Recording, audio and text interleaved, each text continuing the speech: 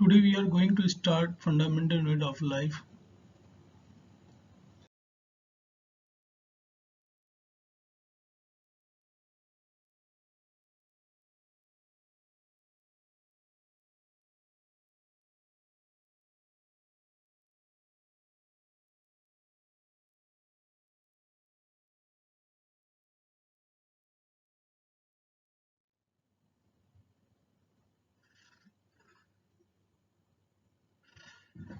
So today we are going to start the cell chapter. In this we will start with the fundamental unit of life. The cell was the concept first introduced by Robert Hooke in the year 1665. He obtained a cell in a bark of tree that he called as a cork cell. The word cell derived from the word cellula, that means a small compartment. So among the organism there are so many diversity of cells are found. The smallest cell is 0.02 micrometer, which is of mycoplasma (pplo), whereas the largest cell is ostrich egg, 6 inches in the diameter.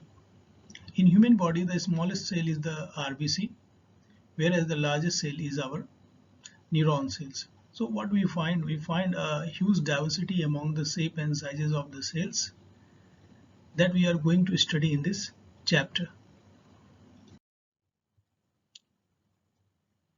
This is the 3D model of a microscope. You can see it here. This microscope will rotate from all around and you will see the different parts. First of all, we will start from the top part. This is the eyepiece. This eyepiece is the area from where an individual can see the objects. It has a variable magnification capacity, 10x, 15x. Other part is the objective part, which is facing toward the object, so it has been named as objective. Again, it has different magnifications like 10x, 15x and 45x. So multiplication of the magnification of objective lens and eyepiece lens gives the totality of the magnification of the object. Suppose this is if of 10x and this is of 15x, so total magnification of the objective will be 150 times. So we are observing the object under 150 times larger than their original image. This is the stage where the slides are being kept. This is the reflector part from where in bright field microscopy we are using the light rays. So this reflector has been used to focus them through the slides over the stages. Here this is the course adjustment through which we are moving this part of the body, tubular part of the body where lenses have been situated. And this is the arm. This part is the arm. This is the stage. So these are the different parts of microscope, and it is a compound microscope where two lenses are being utilized to magnify the observation capacity of an object by multiplying the magnification capacity of eyepiece and objective lenses. In this slide we are going to learn about the process of temporary mounting. You can see there are different stages has been leveled. First of all, we try to obtain the thin peel of the onion. For that we are just peeling it out, the epidermal part, and among the many peels we are trying to get the best one, that is the thinnest one. Thinnest one means there should not be the superimposed layers of any peel, so that the light rays can pass through them. So first of all we are trying to get the thin and colorless epidermal peel for fleshy leaf for onions. Thereafter we use the staining process. For staining usually we are using safranin and iodine to color the cell wall part. Safranin is being used to color the cell wall part. Thereafter, once the staining part is completed, thereafter we are adding few drops of glycerin, because this is the temporary mounting. That means we can study the slide for half an hour or 1 hour maximum. So in order to prevent them from desiccation or drying, we are using the glycerin. And finally, once the staining and addition of the glycine is completed, thereafter we are transferring the stained epidermal peel slide to the glass slide and cover it by a cover slip. Cover slip is been added so that unwanted microbes or other environmental pollutant could not be the part of the our observation. Finally, once everything has been accomplished, we transfer it on the stage of the compound microscope, and with the help of the coarse adjustment and fine adjustment, we try to get the best image of that. So in a nutshell, we can see temporary mounting is a process by which the sections of the tissues are being observed by staining them with a appropriate dye or staining color. Thereafter, we are using the glycerin to prevent them for desiccation for a while, and thereafter we observe them under the certain magnification power of the compound microscope.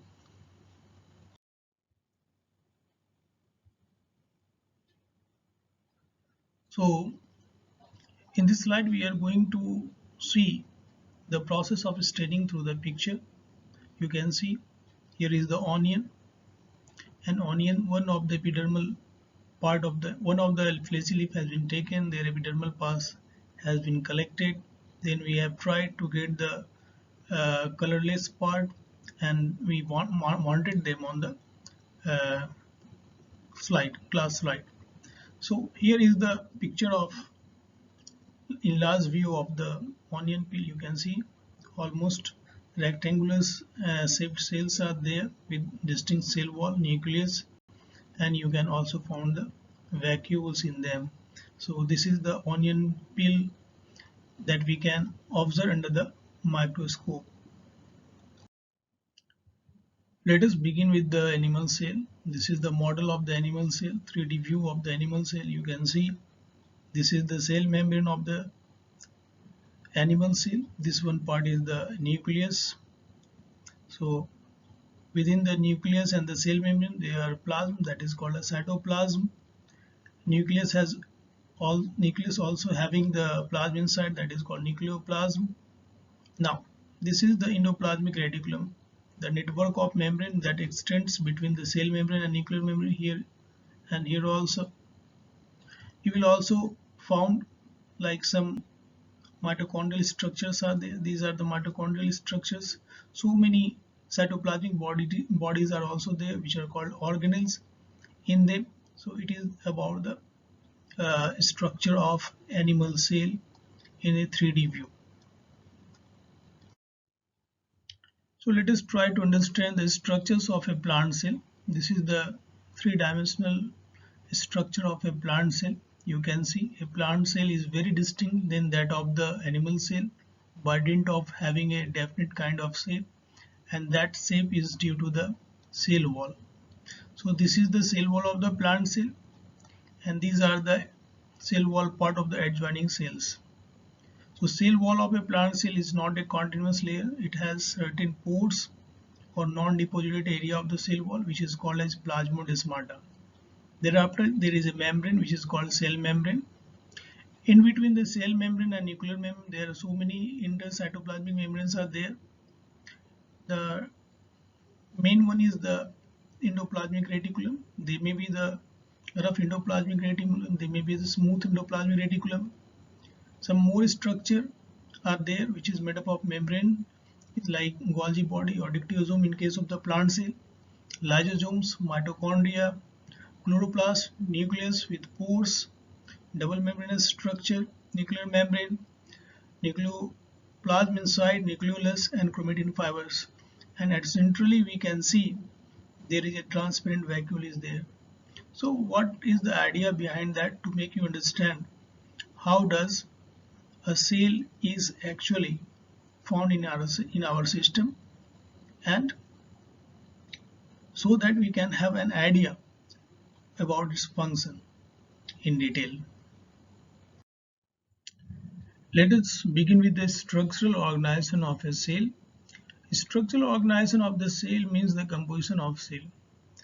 Structurally we can see a cell having the covering layer which is called the envelope, that is about the cell wall and cell membrane we are talking. Thereafter, the sap part of the cell, that is the fluid part of the cell, which is made up of cytoplasm and nucleoplasm. And very inside in the cell, we found a very distinct and prominent structure which is called as nucleus. So nucleus of a cell is covering inside the chromosome, which in turn are made up of DNA and RNA, which is the part of the nucleic acid. So what is the structural component in a nutshell?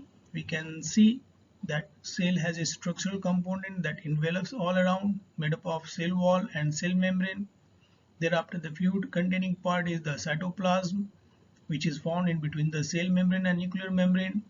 And the fluid containing part, which is found inside the nucleus, is known as nucleoplasm.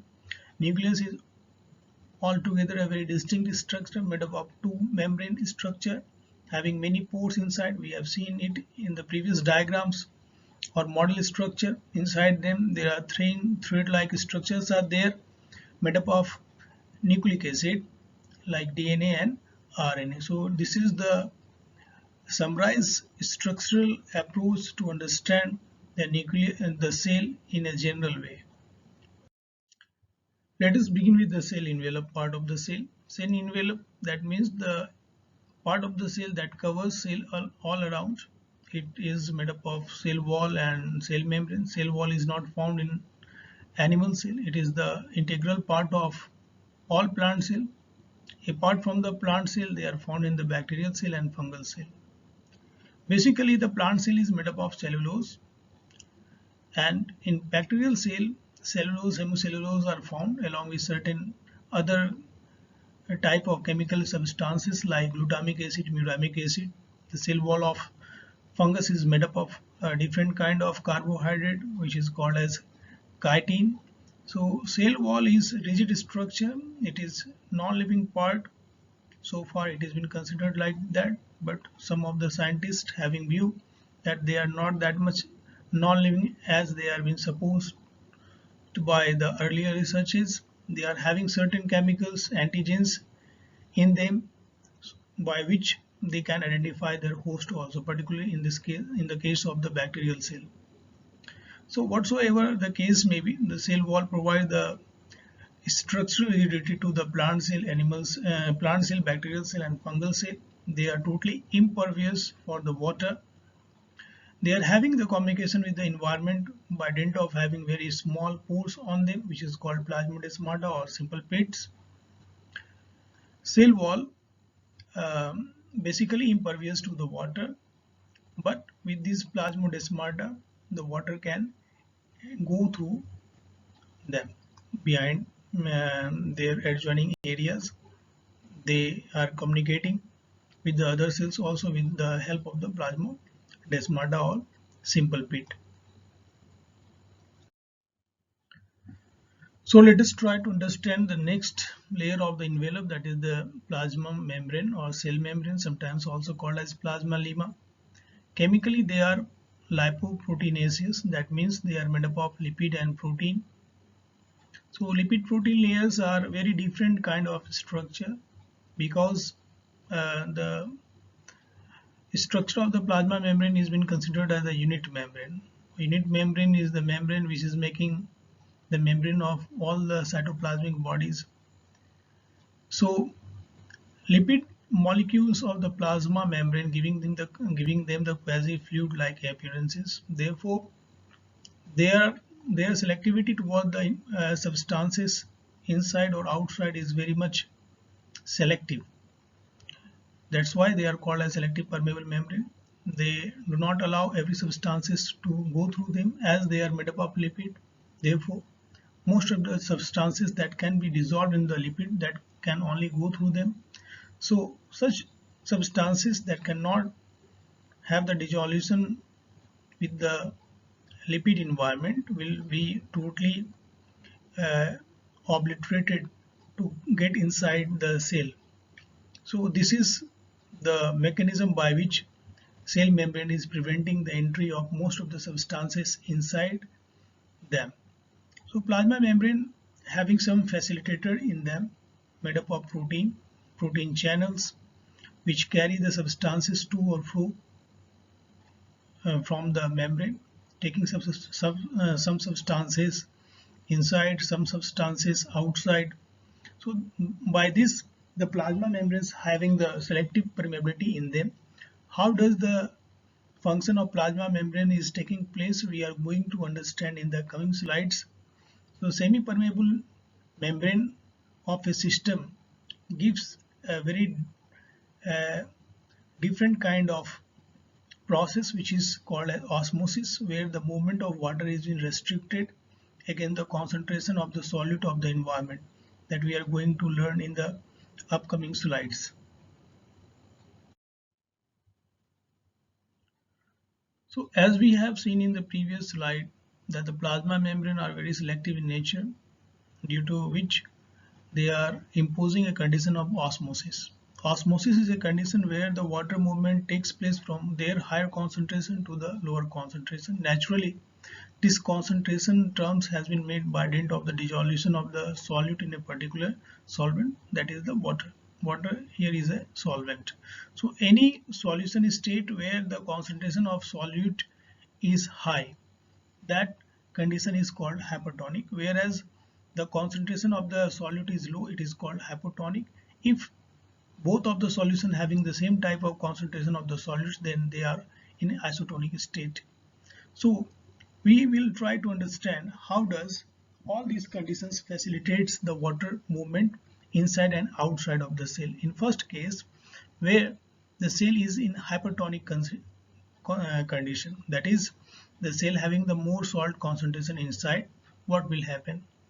It will causing the endoosmosis, that is the water will tends to move inside the cell and making the cell turgid in order to neutralize or make and to achieve an state of equilibrium with the other environmental condition.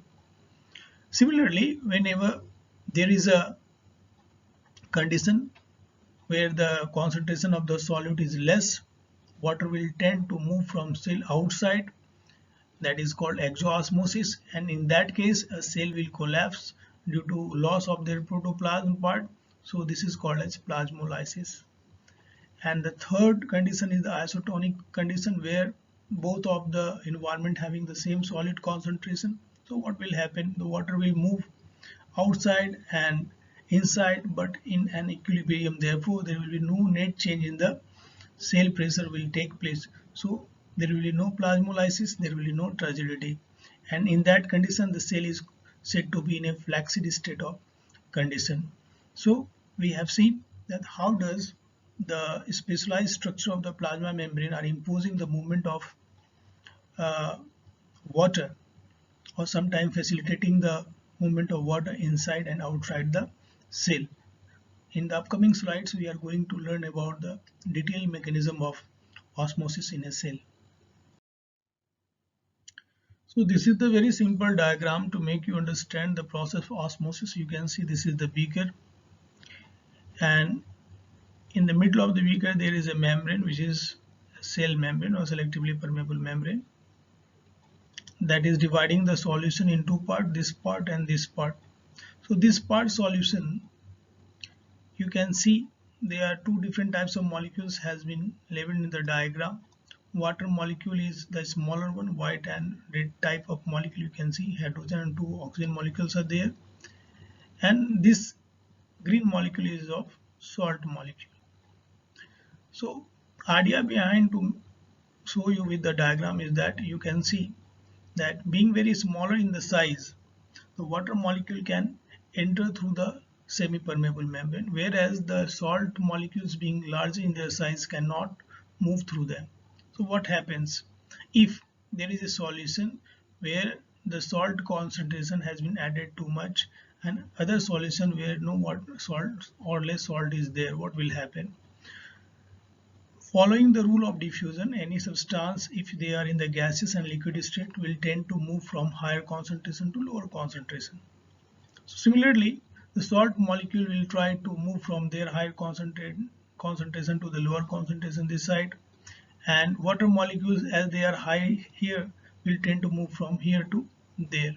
But due to the semi-permeable membrane, water can go through it because it is permeable for the water, but it is not permeable for the salt. Therefore, even if they are in the higher concentration this side, they will not be allowed to move from here to there. So what that results? That results in the movement of water only and raising of the level of water. This side you can see in this diagram, initially both having the same water concentration, but once the semi-permeable membrane has been added or allowed to work in, then what happens, the level of the water is raised in the second arm. So this is the diagram by which we can simply understand how does the movement of water is taking place through the semi-permeable membrane if they are imposing the movement of other substances in the solution like salt.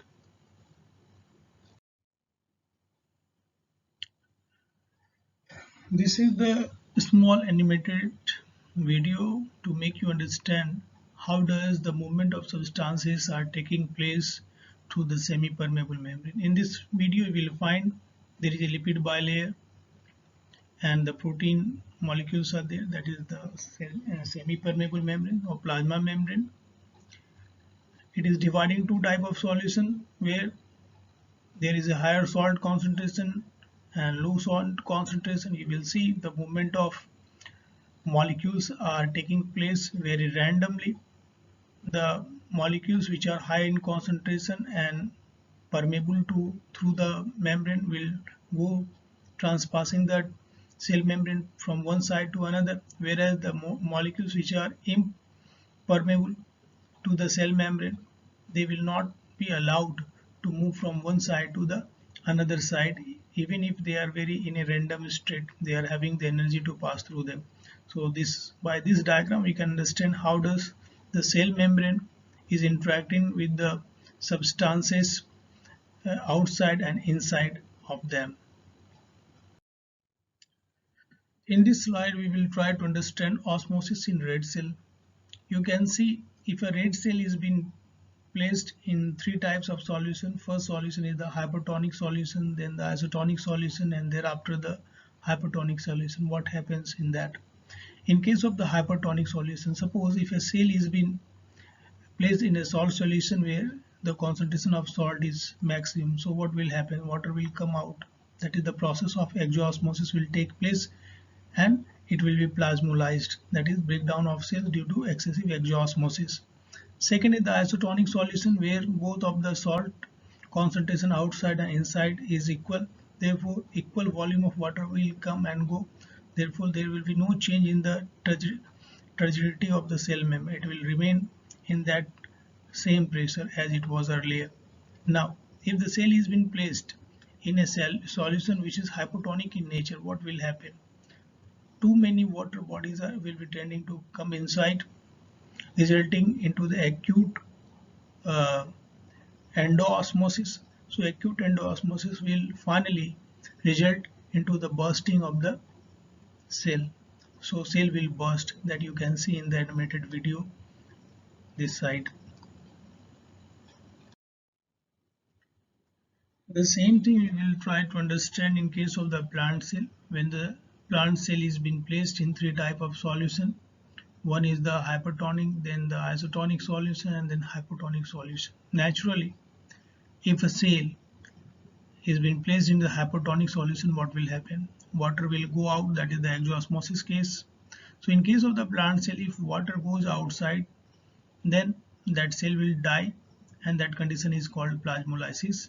That can be seen under the microscope with the retracted cell membrane in them. Similarly, in case of the isotonic solution, we can see that there will be no change in the turgidity of the cell wall or cell membrane as the equal volume of water is getting inside and getting outside. And finally, when the cell is being put inside the hypotonic solution, this is the different case than that of the RBC. Here, endoosmosis will take place, but there will be no rupturing of the cell, because at time when it seems that the entry of the water is too much, it will be restricted by the cell wall by pressuring oppositely, because as we know that there is a cell wall is a rigid layer, so it will put opposite pressure against the pressure that is being exerted by the cell membrane due to entry of water inside. In that case, the cell wall pressure will be equal to that of the turgor pressure, and the osmosis process will be stopped by the cell wall. So plant cell wall never breaks even if they are being put in the hypotonic solution, but that never happens in case of the animal cell. Thank you very much for watching the video.